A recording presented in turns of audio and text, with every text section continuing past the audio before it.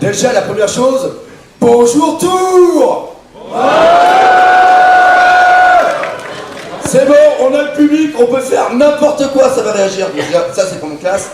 Donc, je pense que vous tous, vous aimez One Piece. Ouais. J'ai toujours rêvé de faire ça. C'est qui le plus beau? Eh non, ok, on arrête. Je peux pas tout avoir. C'est pas le... Ok. Déjà, la première question. Qui me connaît? Levez la main. Oh, ça fait plaisir. Il y en a plus que d'habitude. Ça fait plaisir. Ok, tu connais la suite? Ok. Donc déjà, pour ceux qui ne me connaissent pas, je suis là. One Piece Passion. Enfin, moi je suis le doc, mais c'est la chaîne One Piece Passion. Et après, qui le connaît? Levez la main. Wow, c'est du mieux, là, c'est du mieux. Là. Vas-y, présente-toi. Je suis Maxime, du coup, de Flippies sur la chaîne de l'archipel Shabondi. One Piece et maintenant autre manga, Voilà. Plein de choses. Alors, ce qu'on avait l'habitude de faire, pour ceux qui ont l'habitude de regarder soit les vidéos au niveau des conférences, c'est beaucoup qu'on faisait directement une question-réponse avec vous. On a essayé d'être un tout petit peu plus professionnel quand même. Donc, on va vous faire un truc vraiment excellent. C'est conférence du manga bleu à l'anime orange. Alors, forcément, comme on est pro, on a préparé ça il y a à peu près un mois, on a eu l'idée. Le temps qu'on trouve les créneaux, on a été réduit à une semaine. Et hier soir, on était en train de marcher dans la rue en train de dire bon bah alors qu'est-ce qu'on va raconter pour pas passer pour un con. Donc voilà, le traditionnel, ceux qui sont encore à l'école le savent, quand tu vas te voir, hein, c'est toujours un mois à l'avance que tu le prépares. Ouais. Donc voilà. Quand tu t'y prends bien. Je pense que quand tu t'y prends bien. Donc déjà, je vais laisser le magistral Flippies vous présenter Flippies depuis ça, récemment. comme tu veux. Allez.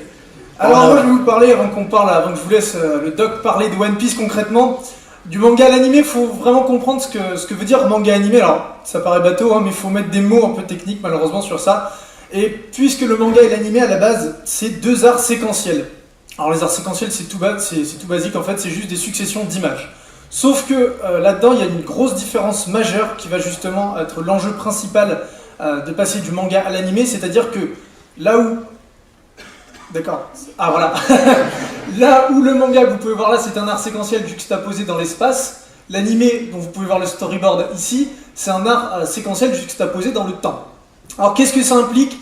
Juxtaposé dans l'espace, ça veut dire que vous allez tout simplement avoir les cases, une case là, voilà, ça s'enchaîne tout simplement et c'est pas animé. Il y a des cases, les tailles varient, voilà. En revanche, l'animé, toutes ces images vont passer par une seule case, c'est-à-dire l'écran, d'où le fait que ça soit juxtaposé dans le temps, puisque toutes les images vont défiler à travers l'écran. C'est ça en fait la principale différence qui va être du coup, la principale problématique dans une adaptation. Alors, ça entraîne aussi plusieurs choses, puisque dans une BD par exemple, donc pour après par exemple les Kuroda, ou là en l'occurrence pour l'exemple d'Akira, l'auteur va devoir représenter les scènes principales, il ne peut pas perdre du temps à représenter des mouvements, enfin des trucs dont on se fiche. Donc il doit être efficace dans son dessin, et il doit découper les cases dans différentes formes, de manière à véhiculer ses émotions. Par exemple, là, le fait que ça soit découpé, il y a beaucoup de cases qui s'enchaînent, c'est pour montrer l'urgence de la situation. Lui, l'animé va pas avoir ça à sa disposition, il va falloir qu'il travaille d'une autre manière, notamment avec les plans qui sont mis en avant. Du coup, on va avoir quelque chose de principal, c'est là aussi, du coup, ça se traduit comme ça, cette principale différence. C'est-à-dire que là où le manga, on va avoir le lecteur, donc tout le monde ici présent, je pense, lit des mangas ou même de la BD en général, on va être acteur, on va être actif sur la BD, c'est-à-dire qu'on va pouvoir la lire à la vitesse qu'on veut, on va pouvoir passer d'une page à l'autre, revenir en arrière. Quand on ouvre une page, généralement, on a cette vision globale avant de commencer à attaquer vraiment la lecture en détail. Et la principale arme qu'on va avoir, nous, c'est l'imagination qui va être jouée ici. Donc dans tous les blancs, c'est pas facile de viser, mais... Dans tous les blancs ici, c'est ce qu'on appelle les caniveaux. Là, il va y avoir notre imagination qui va jouer. Et donc notre cerveau, inconsciemment, il va imaginer ce qui se passe entre les cases. A l'inverse, dans un animé, on va être beaucoup plus soumis et passif, puisqu'on va subir le rythme de l'animé. C'est-à-dire que par exemple, un épisode de One Piece, ça dure 20 minutes, point barre. Et on va devoir subir on va beaucoup moins imaginer ce qui se passe, puisqu'on va subir en fait les images qui défilent. C'est exactement pareil après avec la télé, le cinéma et tout ça. Et pareil après du coup la BD, même les livres, un livre va beaucoup plus solliciter notre imagination. Donc ça c'est vraiment la différence de base, et bien entendu, là vous pouvez voir, c'est tout simplement ça bouge pas, il n'y a pas de son, il n'y a rien, ça fait vraiment appel qu'à notre vue, alors qu'un animé après... Allez ma souris Ça veut pas? Ah, c'est bon. Donc, normalement, ça va se lire. C'est la bande-annonce d'Akira. Si ça veut. Ça veut pas. Attends, je vais cliquer directement là. Là, si ça veut pas, moi après, je suis franchement dans la merde. Alors, Non, déjà, t'inquiète. est-ce que ça va pour tout le monde? Il y a personne qui est tombé dans le coma, j'ai regardé un petit peu là. Il y a personne qui s'assoupit. Parce que des fois, genre. Attends, surtout dans le fond, là, souvent, au fond, il y en a qui s'assoupissent, mais non, ça a l'air d'être bien. D'accord. Donc, non. Bah, vous imaginez le son dans votre tête, du coup, puisque ça veut pas. Voilà, donc non. Normalement, vous avez vu des animés récemment ou un film, il y a la vue, mais il y a aussi le son, il va y avoir les bruits, les dialogues, tout ça va fonctionner, va réagir. Donc on est plus sollicité de cette manière-là, ce qui fait aussi que notre imagination est moins sollicitée, puisqu'on a des sens qui sont directement, qui sont directement sollicités. Voilà. Et au final, c'est cette principale différence, puisque la BD, c'est le 9e art, et l'animation, donc qu'on peut globaliser avec le cinéma, c'est le 7e art. Donc il y a cet art du mouvement. Et pour passer du manga du coup à l'anime, va falloir faire une adaptation. Ce que je vous dis depuis tout à l'heure. Alors, une adaptation, c'est pareil, ça paraît tout simple derrière ce mot. Allez, voilà. C'est la souris, elle veut pas bosser aujourd'hui. Alors, une adaptation, ça paraît tout simple, sauf que ce qu'on oublie souvent, c'est qu'une adaptation, donc c'est là une action de s'adapter ou de s'adapter, sauf que ça implique des modifications. Et les modifications dans une adaptation sont essentielles. Donc là, c'est les exemples que je vous ai choisis. Harry Potter, ça parle à tout le monde généralement. Il y a des scènes qui n'existent pas dans les films, puisqu'ils ont été enlevés d'une part pour la longueur, mais aussi un exemple concret, c'est-à-dire que dans les livres, tous les livres se finissent chez les Dursley. Ce qui n'est pas le cas au cinéma, puisque dans le cinéma, il y a besoin d'avoir une notion de progrès du héros. Et donc revenir chez les Dursley impliquerait de revenir au point de départ du héros. C'est pour ça, Vas-y. Au niveau Harry Potter, tout le monde est à jour ou pas? Ok, parce que voilà. Ça aussi, hein, le spoiler et tout ça. Spoiler 2012, bon. Ah mais on ne sait jamais, vaut mieux être prêt dedans dans la vie. Ouais. Et donc après ça va être pareil, par exemple avec le Dark Knight au cinéma, il y a eu un comics qui s'appelait Batman Dark Knight, mais c'est un melting pot de plein d'autres comics qui ont été faits. Là avec une série par exemple comme Arrow, sachant que c'est une série, ils vont piocher dans plein d'univers et même pas que Green Arrow. Et L'Arme Fatale, j'ai pas trouvé d'autres exemples malheureusement, mais on est passé d'un film à une série, ça veut dire que le scénario de base, tout ce qui se passe dans les films, vont être étirés à mort de façon à durer au moins une saison et généralement plus pour l'exploiter au maximum. Ils ont quand même gardé la base, hein, c'est-à-dire une personne d'une couleur et une personne d'une autre couleur. Hein. C'est quand même la base de l'adaptation. Quoique, dans certaines adaptations, on verra que ça c'est pas toujours le cas. Et donc c'est pour ça que une adaptation doit modifier des choses, sinon c'est juste un calque, il n'y a aucune originalité. À partir d'un moment où on passe d'une œuvre, donc que ce soit d'un art à un autre ou d'un média à un autre, il faut s'adapter à ce média, sinon ça ne marche pas. Et donc c'est le cas par exemple de Fullmetal Alchemist. Oh, ne vous inquiétez pas, attendez, non, ne les insulte pas. Vous faites pourrir. Je ne vais pas parler de l'adaptation en elle-même, je me fiche de savoir, je l'ai même pas vu en fait, hein, pour tout vous dire. Mais en fait, ce qui se passe dans Fullmetal, c'est que par exemple, la première adaptation, je sais pas si vous avez vu Fullmetal après dans le niveau... ouais. Bon, c'est pas un spoil de toute façon, mais la première série qui est là, en fait, a une fin différente de l'animé. Ah, je veux le dire, c'est moi. Vas-y, dis ton idée. Alors, voilà, c'est un très très bon exemple. Pourquoi? Parce qu'on a eu le premier Fullmetal Alchemist, déjà c'est un manga à la base, et après il y a eu une adaptation au niveau de l'animation. Et malheureusement, à un moment, par rapport à la trame narrative, l'anime a dépassé et venu au niveau du manga et a dû donc créer une autre fin, quelque chose qui était assez différent. Quand il y a eu la fin de Fullmetal Alchemist au niveau du manga, ça avait eu tellement d'impact que les gens se sont dit il y a du pognon à se faire, déjà les studios, parce qu'ils sont pas cons. Hein. Et après ils se sont dit on va quand même être sympa, on va faire un truc qui va être classe. Et justement c'est pour ça qu'il y a eu Fullmetal Alchemist Brotherhood. Brotherhood, parce que voilà, je suis vraiment Wood, c'est un petit peu quoi, c'est un petit peu à côté, c'est pas du tout ça.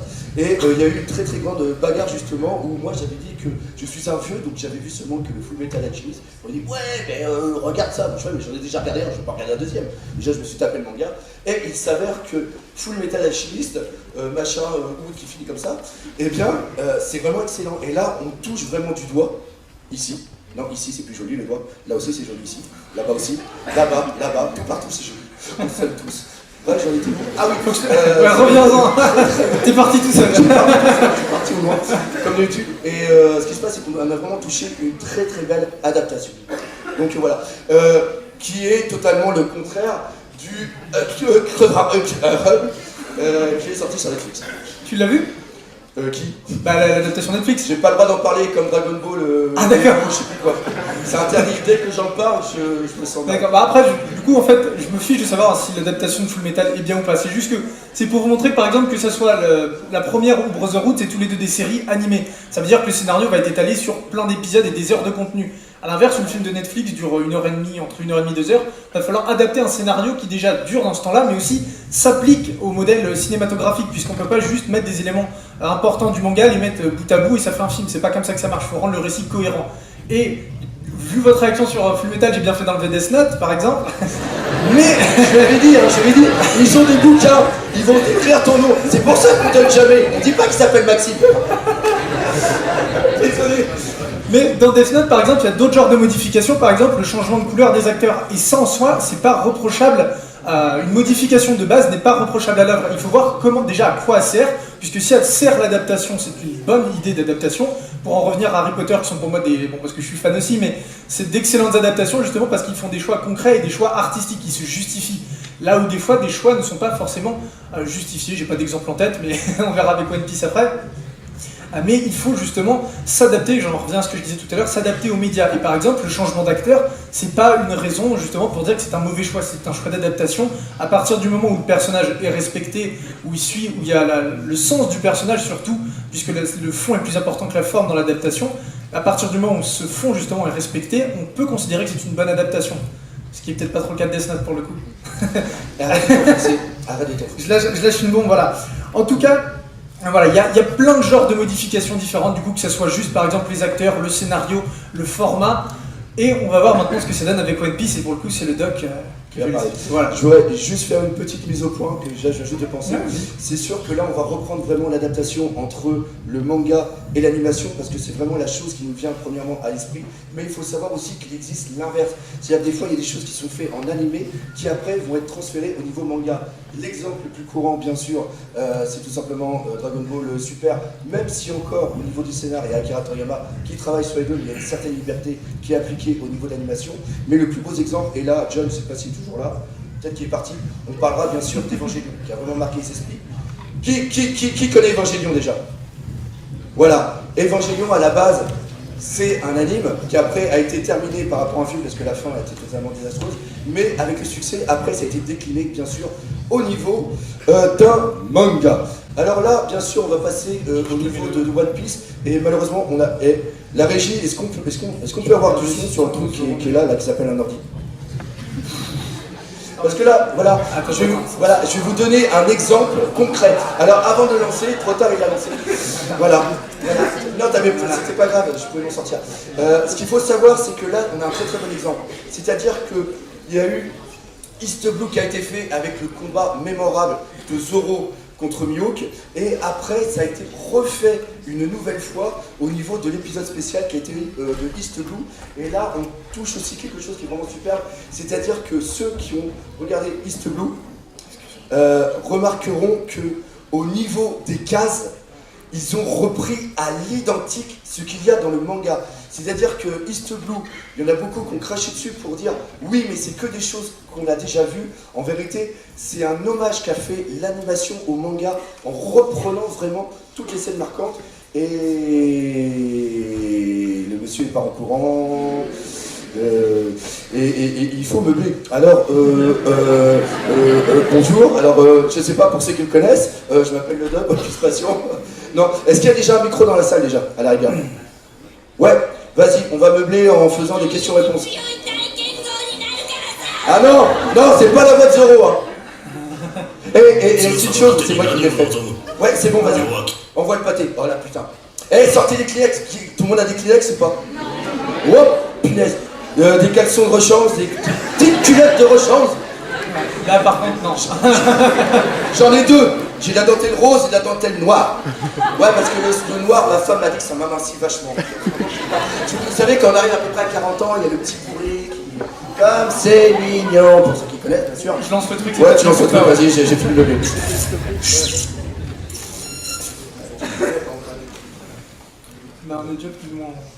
一発の剣士であれば剣を交えるまでもなく俺と主の力の差を見抜けようこの俺に刃を突き立てる勇気は己の心力かロロナはゾロ。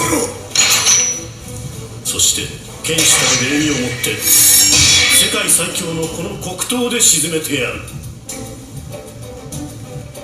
これが最後の一撃か。外したら死ぬな。世界一か死か。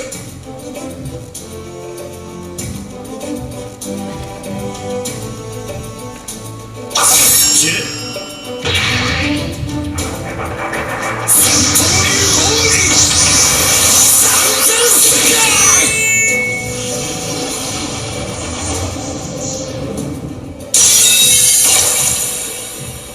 負けた。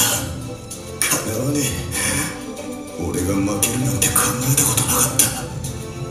これが世界最強の力か。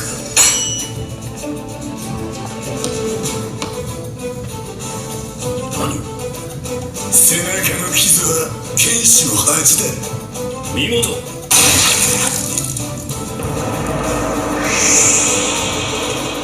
生き急ぐな、若き力よ。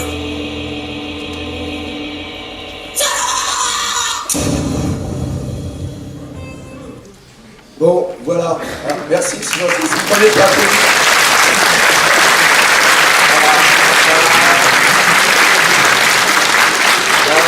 Je vous rappelle pas, quand j'ai fait le montage, j'avais des frissons. C'était fou. Là ici, vous avez pu, j'ai voulu intervenir, mais ensemble j'ai essayé de porter par le flow. Il y a eu différents exemples. À un moment, vous voyez que les cases s'enchaînent très très vite. Et c'est là où justement on voit la différence de rythme qui a été employée au niveau du manga et qui a été retranscrit justement au niveau de l'animation. Et après vous pouvez voir qu'il y a eu tout le passage de dialogue où il y a une tension qui doit être mise avec une musique qui vient apporter beaucoup plus. Et c'est là aussi où on se rend compte que le fait que quand on fait une adaptation, il n'y a pas seulement que le visuel qui est important, il y a tout ce qui est musique et tout ce qui est aussi voix. Même les sons, tout ce qui est son d'effet, c'est hyper important. Etc. Et je trouvais que justement ici on avait du combat, mais on avait aussi de la tension justement quand Zoro se met en croix et reçoit le coup. Donc voilà, je pense qu'on avait vraiment un très très bon exemple de ce que pour moi je qualifie d'une bonne, entre guillemets, hein, parce qu'il y a d'autres critères, d'une bonne adaptation. Mais puis c'est un peu particulier dans le sens où les animés de manga généralement sont hyper fidèles, puisque comme c'est de toute façon que ce soit l'anime ou le manga, c'est deux séries en fait, donc ils retranscrivent plus ou moins les mêmes choses. Donc il n'y a pas de grosse liberté à porter, si ce n'est comme tu dis. Par exemple, là, le moment de rapidité dans le manga, ça va être fait plein de cases qui s'enchaînent, alors que dans l'animé, ça va juste être un laps de temps très court. Et après, tout dépend aussi du style du mangaka. Par exemple, au niveau de Bleach, Kubo, lui, il va énormément détailler toutes les actions au niveau du combat. C'est pour ça que des fois, on a des chapitres, on a des combats qui vont s'étirer sur au moins 4-5 chapitres, voire même des fois un tome. Alors que dans One Piece, on est dans quelque chose de beaucoup plus rapide. Et là, on va parler d'un autre truc au niveau de l'adaptation, c'est tout simplement les fillers. One Piece, par sa narration, a mis en place une sorte de nouveau type de filler qu'on va appeler les micro-fillers. Est-ce qu'il y en a parmi vous qui connaissent très très bien Bleach et Naruto? Levez la main. Je vous demande pas si vous aimez, si vous connaissez. Même en fait les studios production en fait, c'est Pierrot, c'est exactement ça. Eux, au niveau de la narration de Naruto, eux ils ont fait un autre choix, c'est-à-dire de vraiment être fidèles au manga et à un moment de faire une pause parce que justement ils l'ont rattrapé. Et là, c'est pour ça qu'ont été créés les fillers, pour permettre cette distance entre les différents arcs. Black Clover, ça sera sûrement pareil, voilà. Parce que c'est le même studio. Et pour information, ceux qui suivent mes vidéos, quand je fais justement des critiques d'épisodes, je dis bien le temps qu'il y a de différence entre un chapitre et un épisode. Il faut savoir qu'en ce moment, il y en a beaucoup qui disent oui, il y a des fillers au niveau de One Piece parce qu'on rattrape le manga. Non, il y a une différence d'une année. C'est-à-dire que ce que vous avez en ce moment, pour ceux qui suivent l'animation, on l'a eu, nous qui lisons les scans, on l'a eu il y a un an.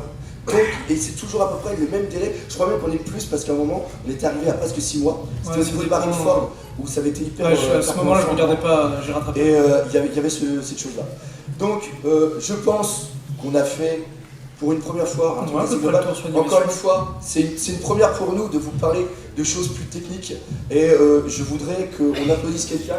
C'est le petit monsieur à lunettes là-bas parce qu'il a fait quand même un très très beau travail de recherche. Donc voilà, On est dans les délais, on avait dit Il est une petite quelle heure demi-heure, t'as quelque chose à rajouter ou pas? Non, bah après, si vous avez des questions, justement, Ok. que ce soit sur ça ou autre chose. Sur ça ou même sur... Alors, si, toujours la même chose, bien sûr. Juste pour savoir, ceux qui ne font que suivre l'anime, levez la main. Je vais vous demander de sortir. Il faut qu'on parle de quelqu'un. Non, je rigole. Alors justement, pour qui suit les scans? Oh, je le savais. Vous êtes tous au courant que vous êtes dans l'illégalité. Alors, à la sortie, il y a un monsieur qui est en rouge qui est vraiment très très grand. Voilà, il lève la main, il a un petit calepin. On va vous dénoncer. Et pour chaque personne que moi je dénonce, grâce à Glénat, j'ai 10 euros. Voilà, ça c'est fait. Donc, bien sûr, on va parler de One Piece de façon générale. On ne parle pas de ce qui se passe au niveau de BG. Il se passe un truc avec BG, on s'arrête là, on n'en parle même pas. Et on fait des questions. Alors ça peut être surtout, et comme nous sommes tous deux des vidéastes internet, on va appeler ça comme ça, vous pouvez aussi poser des questions sur ce qu'on fait. Salut Doc, c'est Maxime. Salut. Vous avez déjà vu tout à l'heure, n'est-ce pas? J'arrive. J'avais une petite question sur Eneru, qui Oui. a été extrêmement teasé, enfin selon moi par la mini-histoire. Et je voulais savoir si selon vous, quand Eneru va revenir, c'est lui qui va faire une giga révélation, parce qu'il a quand même pas mal d'informations que les Nakama ne possèdent pas encore, ou est-ce que, je sais pas, Robin, peut-être une certaine personne avec 3 yeux va nous apprendre quelque chose et que Eneru, lui, ne va pas se ramener en nous expliquant tout, mais il va juste rajouter quelques éléments. Est-ce que Eneru va faire partie d'une grosse révélation, ou est-ce qu'il va juste ramener quelques éléments qui ne seront pas très utiles finalement?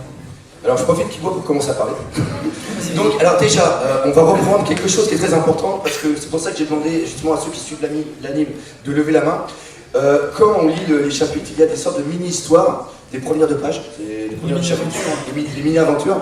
Et à un moment, Ishiroda, à travers une vingtaine de pages quand même, il nous a un petit peu raconté ce qui s'est passé Eneru une fois qu'il est parti sur la Lune. C'est-à-dire qu'il est arrivé sur place, on a découvert une nouvelle race d'extraterrestres qui était là-bas. Il leur a décalqué sa mère.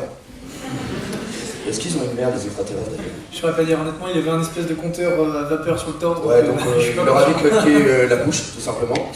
Et ce qui s'est passé, c'est qu'après, en leur décalquant, il a tellement été puissant qu'il a créé, ça a fait un énorme trou. Et quand ils étaient dans le trou, ils ont découvert qu'il y avait une ancienne civilisation, ce qui est sûrement les Skypiens.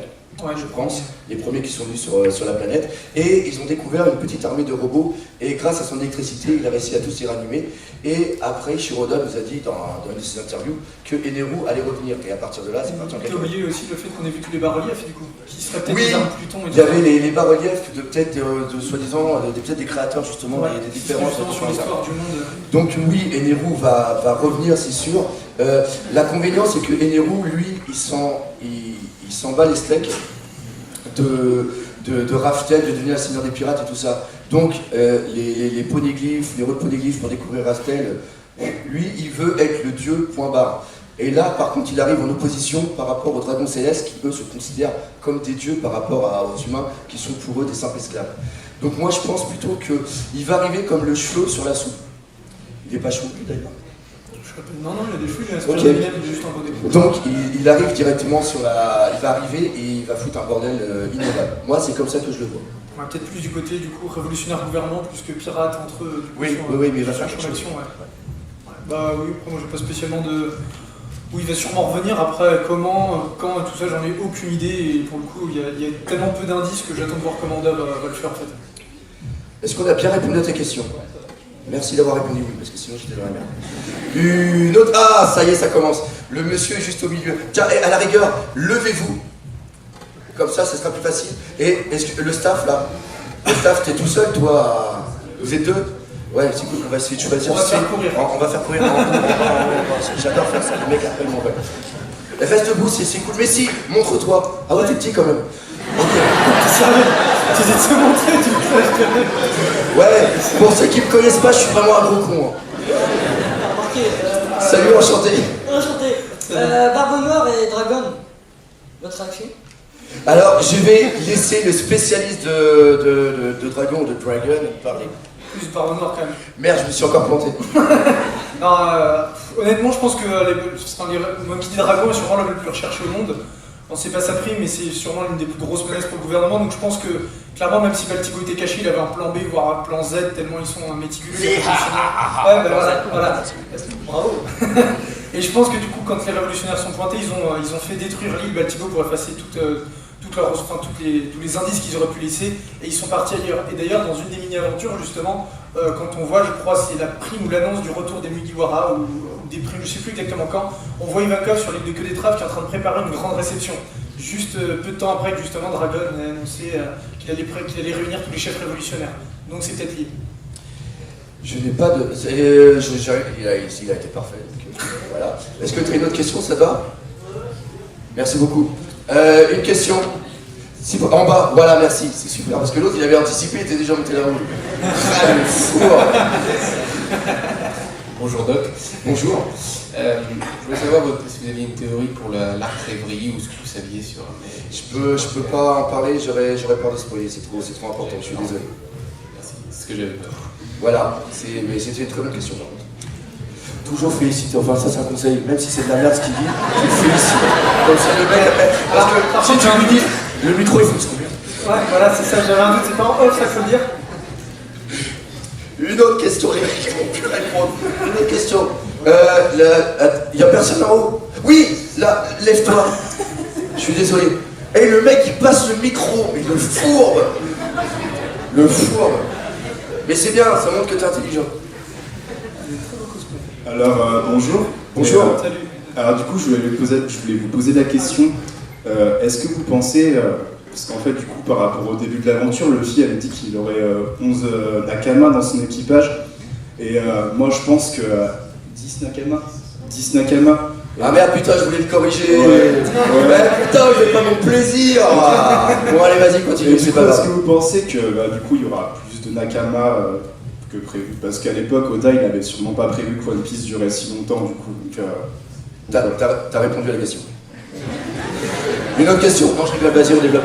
Je sais pas, il y avait le truc dont je t'avais parlé par rapport à justement les capitaines de flotte, voilà. C'est le chef de la Punavi, donc ça, il a le 13 du coup qui correspond à son numéro de 13e commandant de la Punavi. On avait vu sur une double page, il y avait les Mugiwara étaient tous numérotés. Et Jinbei serait donc le 10. Et si on enchaîne avec les capitaines de flotte, Cavendish, c'est ça, serait le 11, Bartho le 12, et Sai serait aussi le 13. Donc je sais pas si c'est fait exprès ou pas, mais il pourrait y avoir cette continuité par rapport aux chiffres, et du coup les capitaines de flotte seraient pris en compte dans la numérotation qu'il y avait. Après, sinon j'ai pas d'autres... Moi, c'est... D'ailleurs, il y en a un qui est venu me voir justement aussi. Ah, c'était les deux jumeaux qui sont venus me voir. Les deux jumeaux, hein, en fait, vous êtes enregistrés. Hein. Non, mais je sais qu'ils sont pas. Mais vu qu'ils sont enregistrés, ils vont regarder la vidéo. Donc les deux jumeaux, coucou. Coucou, je sais pas quelle caméra je vais utiliser, il y en a deux. Donc ce qui se passe, c'est qu'au niveau de l'équipage, je ne vois plus l'intérêt de venir me poser parce qu'il avait dit oui, ça commence par un mec, après on arrive une fille, deux mecs, enfin ils avaient trouvé une sorte d'ordre chronologique.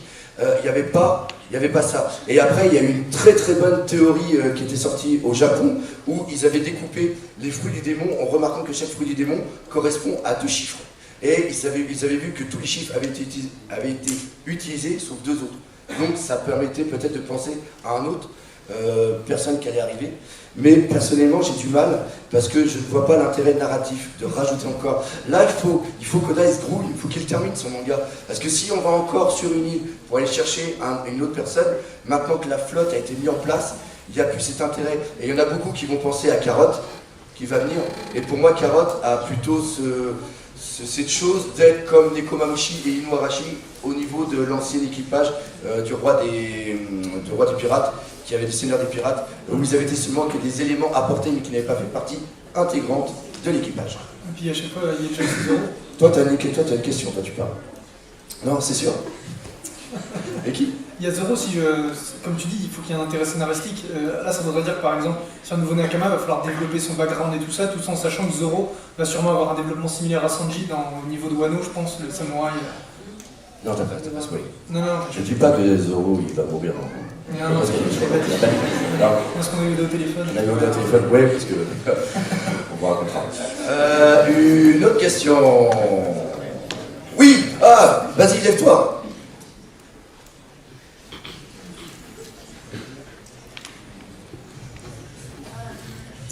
Micro.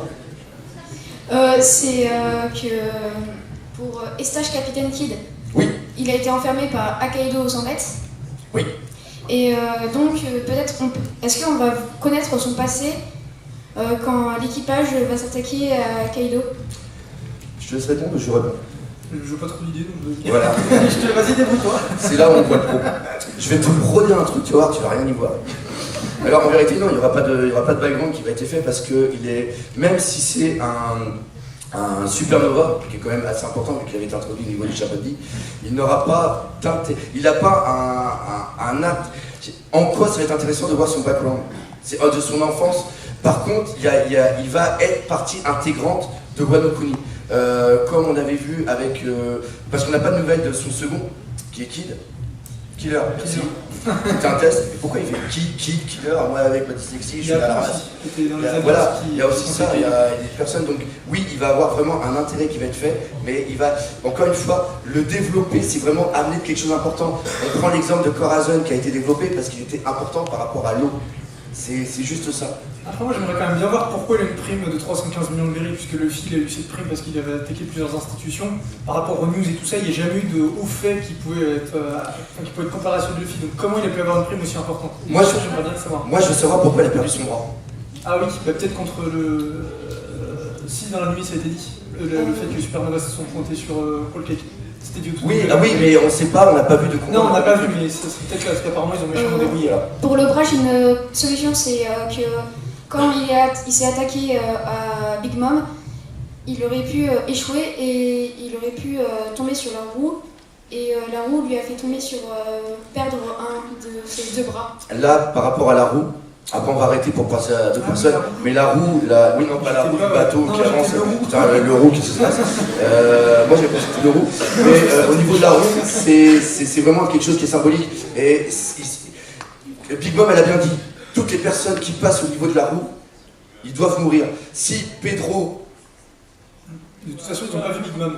Non mais t'es Tommy, j'ai bugué. De toute façon ils n'ont pas vu Big Mom, il n'y a que Rouge qui a été suffisamment. Oui, c'est ça, il n'a même pas été, donc non, c'est pas grave. Donc voilà, merci beaucoup pour ta question, c'est super. Une autre question. Oh putain, c'est trop facile. Bonjour. Bonjour. Salut. Donc moi, avec mon meilleur ami, on est fan de Sanji et Zoro. Et donc il y a beaucoup de théories qui disent qu'ils ont la même puissance. J'aurais voulu savoir ce que vous en pensez. Oh putain de ça. Alors, et voilà, je pense que là, tu as exactement la référence. Ça, tu vois, tu m'as envoyé dans un endroit où je voulais même pas mettre le doigt. Tu veux que j'y aille? Tu veux que j'y aille? Ah mais j'ai cru que tu voulais parler. Non, malheureusement non. Il y en a un qui fait la bouffe, il y en a un qui fait des haltères et qui... Il y en a un, il coupe pas les chouchis, quoi. Il y en a un, il a des katanas, c'est pas... Lui, il coupe des hommes poissons. L'autre, il coupe des poissons morts. Déjà, niveau level, t'en as un, il est là. Et t'en as un autre, il est... Tu vois là-haut? Il y a un niveau des primes. Tu vois, là, voilà. Là, toi, t'es là-haut. Donc déjà, ça c'est la base. Plus haut, plus haut. Voilà, ça fait la rêve. Moi, j'avais la faire, celle-là. Mais j'ai pas. Merci, ceux qui ont rigolé, je me sens pas seul. Donc là, je fais même déjà au niveau des primes, Zoro a une prime largement supérieure à Sanji. Ça, la prime, ça veut rien dire. Ouais. C'est parce que Zoro, c'est par rapport aux ennemis qu'il a eu. Non, mais et voilà, c'est ce qu'il a. Et putain, mais t'es intelligent, toi, en plus. Ça paraît pas comme ça, je porte un bonnet de Tortue Ninja, on se dit... Voilà, donc non, c'est juste pour rigoler. Il va avoir un... C'est malheureux à dire, et même moi je suis un fervent défenseur des blonds. J'aime pas les gens qui ont les cheveux verts, c'est pour ça que j'ai de la chance parce que j'ai envie de les baffer, les mecs j'ai envie de leur foutre des baffes. Donc, oh putain, il y a Barto qui est là. Donc ça va, quand je croise des gens dans la rue, on a rarement qui ont les cheveux verts, donc de ce côté-là je suis peinard. Mais j'ai toujours été un fervent défenseur de Sanji, et là je le vois plus comme un support. Et il y en a beaucoup qui m'ont dit, quand j'avais les problèmes justement avec l'endurance, etc., on a dit, mais il a développé une très très bonne cuisine, et c'est à force de faire manger cette cuisine au Mugiwara qui leur a permis aussi de développer certaines capacités. Donc, pour ceux qui connaissent World of Warcraft, tous les MMO, tout ça, il y a des gens, même si c'est le paladin qui est derrière et tout, qui est là en support, il est quand même nécessaire. Donc, et de là, Ishiroda, il va vraiment être très très bon, parce qu'on n'est pas dans que de la baston, que du power-up. Il y a des gens qui vont être en support, mais qui vont... Le meilleur exemple, c'est Usopp. Regardez l'importance qu'il a eu au niveau de Dressrosa. Son traitement est magnifique. Son traitement est magnifique. Et pourtant, là, toi, par contre, je t'interdis de rigoler quand je dis quelque chose. Pourquoi Non, on a une amitié qui est en train de se créer. Je t'invite. Voilà, je t'invite, hein. Voilà. Une autre question que pour moi. Non, attends, avant ça, est-ce que ça va, t'as... Oui. Ok, bon, bah, merci encore pour la question. Oui, voilà, ton micro. Ici, vous pouvez... Ah, mais t'as déjà répondu en privé, toi, tout à l'heure. Je te reconnais. Après, faut en stand, quoi. Ouais. Non, on était à l'intérieur du musée. D'accord. Là, ça va être une question pour fille. Senji, célibataire ou en couple? Et avec qui, d'après toi? Je peux pas en parler, mais vous savez. Ah, je veux trop. Je la kiffe de trop. Ah oui, d'accord. J'ai tatoué ma femme, je lui ai fait tatouer un œil ici. Je suis un malade. Alors, Luffy, alors. La demi-mesure. Tu me l'avais dit, hein, surtout tu parles pas en l'aile. Non, promis, je parle pas en l'aile. Bah, Luffy, alors. Nami ou Boa? Ou Vivi? Il y en a trois. Robin. Robin avec un troisième œil. Allez, salut. Une autre question. Je vais changer de question. Ouais, je pense aussi. Il y a plus de questions. Ah oui, au milieu. Par contre, l'inconvénient, c'est que vous, au fond, je vais plus répondre parce que je suis obligé de vous regarder et j'ai trop mal aux yeux. Pour l'année prochaine, vous saurez. Oui. C'est bon? Ah oui, ça va, oui. C'était juste comme si jamais il y avait un fruit du démon de l'eau, est-ce qu'il pourrait nager? Personne qui a le possesseur ou pas? Alors là, c'est un peu débile comme question, mais. Si, moi je peux répondre, j'ai la réponse, parce que je peux répondre, papa, vas-y. Vas-y, parce que j'ai pas d'idée. Un fruit du démon n'empêche pas la personne de nager. La personne n'a plus de force. Le fait d'avoir le fruit du démon et d'être au contact de l'eau te fait perdre ta force. Donc, quand tu n'as plus de force, quand tu n'as plus les moyens de bouger tes muscles, quand tu tombes dans l'eau, t'as beau être... Bon, je connais rien du tout au niveau de la natation, là j'aurais pu faire ma connaissance en disant... Oui, par exemple, tu sais, l'Australien là, qui nage... Phelps, non, comment s'appelle l'Australien qui nage bien? Un Australien qui nage bien au niveau des JO. Putain, la connaissance générale, les gars. Oh, tu l'as pas, hein. Voilà, c'est parfait. Il sait pas, il vous engueule. Toujours reporter la faute sur les... Ça aussi, c'est une astuce, je te dirais. Et voilà, le mec, il a beau être bon. Le mec, il a beau être bon. Il a beau savoir nager, si t'as pas la force de bouger tes bras, tu peux rien faire. C'est... D'ailleurs, le film comme arrive à la bulle monsieur, voilà. Après les 2 ans, on voit... Oui, mais non, il est encore dans la bulle et... Bah, il a le bras sous l'eau, il y arrive. Oui, il a le bras sous l'eau, oui, encore une fois. C'est ça. Ishiroda, il avait très bien répondu au niveau d'un SBS quand il a dit « Oui, mais si Crocodile se lave dans sa baignoire, est-ce qu'il va mourir noyé ?» Non. Putain, mais elle est pas conne comme question. Est-ce que si Luffy se douche, est-ce que si Robin se douche, elle se casse la gueule? Non, mais c'est vrai parce qu'il y avait le film Z qui avait posé l'interrogation quand c'était dans les sources. Et parce que c'était une merde, je crois. Parce que, non, c'est tant que ton corps, ouais, le mec, ils ont percuté à la blague, ça me fait plaisir. Les mecs, tant que, il a expliqué, tant que l'eau ne le recouvre pas entièrement, ils ont toujours de la force. C'est-à-dire que Crocodile, il a toujours la force de se maintenir. Voilà. Peut-être qu'il appelle quelqu'un pour se relever, ou alors non, tout simplement, il évite l'eau. Avec son crochet. Avec son crochet. Ah, le mec, il a un bouchon avec son crochet. Putain, c'est trop génial. Ok, j'ai bien répondu à la question. Parfaitement, merci. Et là, j'ai carrément un parfaitement. Putain, c'est génial. Eh, mais j'ai pas dit. Tu comprends quoi, toi? J'ai dit plus là-haut. L'autre, il lance ce micro là-haut. Allez, vas-y, on va être gentil. Et en plus, il se lève. J'aurais voulu poser la question par rapport à la mère de Luffy, s'il y a des chances qu'on la croise plus tard ou pas du tout. Comme honnêtement, je sais moi qu'il j'ai y pas avait le passage avec la mère de Ace, le podcast dit Rouge. Ah oui. Par rapport à ça. Là, oui, parce que par rapport à la mère de Ace, il y avait un intérêt. Et là, on voit comment il en a absolument rien à faire de son père. Et voilà. Mais encore une fois, Ishiroda dans SBS avait répondu. On n'a jamais vu la mère de Luffy, et il avait dit dans SBS que oui, il l'avait déjà fait apparaître. C'est pour ça qu'il y en avait beaucoup qui a dit oui, regardez la petite fille avec la plume là qui est juste derrière, c'est peut-être la mère. Mais franchement, on sait tellement peu de choses dedans, ça serait sympa de la voir. Là par contre, je te rejoins là-dessus, ça serait sympa de la voir. Maintenant, savoir à quoi ressemble, qu'est-ce qu'elle a fait, est-ce qu'elle a un fruit du démon, est-ce qu'elle fait bien la cuisine, est-ce qu'elle fait bien la vaisselle, Et là j'ai entendu ouh. Pourquoi cette volonté de creuser ta tombe?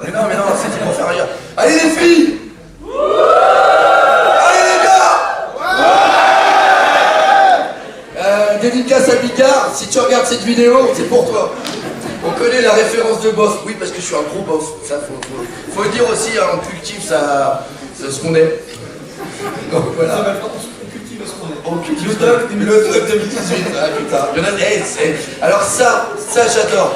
Il va falloir continuer. Il y en a certains dans les commentaires, des fois, parce que je dis tellement comme conneries, les mecs ils mettent la phrase. Et je vais faire un best-of à la fin de l'année. Ça sera les plus grosses. Le top 10 des. Vous adorez les top 10. On va faire un top 10 des 10 conneries du doc. Putain, on va devoir faire un top 100. Voilà, t'es large. Et vous dites pas, c'est que ce soir on est dans la Airbnb ensemble. Au milieu de nulle part. Au milieu des usines. Ceux qui sont abonnés à sa chaîne, cherchez pas. On fera beaucoup de vidéos pendant 2 mois. Inquiétez-vous, si on ne pas dedans. Parce que... On va rester sauf, on ne va pas plus loin. Parce que me connaissant, j'ai des vannes en tête là, je te jure, c'est. Allez, on y va. Une autre question. Ah putain, et c'est là j'adore, il y a plus. Oh, Goku. Il y a une dernière question. Oh non. Ouais, mais c'est de votre faute aussi, vous avez fait rentrer un quart d'heure en retard. Ouais, non, c'est la dernière question, j'ai évité de foutre le merdier. Goku. Si tu me poses une question sur DBS, je te tue. Ça va pas. Quelle est la prochaine couleur des cheveux de Goku? Brun Châtimel, couleur 222. Chez L'Oréal. Déjà, bonjour, on va commencer par là. Juste pour savoir, pour toi, si un des Mugiwara devait mourir, quel serait le moins important parmi eux? Si l'un des Mugiwara devait mourir, voilà, quel serait le moins important? Je t'aurais dit Brooke. Mais c'est pas con, c'est pas con. Là, c'est là qu'on voit que ça réagit. Je pense qu'il y en a que s'il y a quelqu'un qui doit mourir, c'est pas par rapport à son importance, mais justement l'importance de sa mort. L'importance serait sur l'impact de l'histoire. Dans ce cas, plus symbolique. Après, justement, de faire mourir quelqu'un qui n'a pas d'intérêt, ça n'impacterait pas l'histoire, du coup, ça serait inutile. Alors, et de toute façon, il est absolument impossible qu'un Mugiwara meure parce que la promesse qu'a fait Luffy après la mort de Ace, c'est que personne ne devait mourir. Et celui qui mourra, par contre, c'est Luffy. Oui. Qui veut que Luffy meure? Moi, je veux du sang. Je veux du sang. Je veux pleurer. Allez. Voilà. Donc voilà. Tiens, regarde. Est-ce que vous pouvez allumer les lumières pour bien voir la salle, s'il vous plaît, la régie? Est-ce que tu peux prendre le caméscope et filmer la salle? Voilà. Donc, on va terminer là-dessus. Déjà, est-ce que vous avez bien aimé?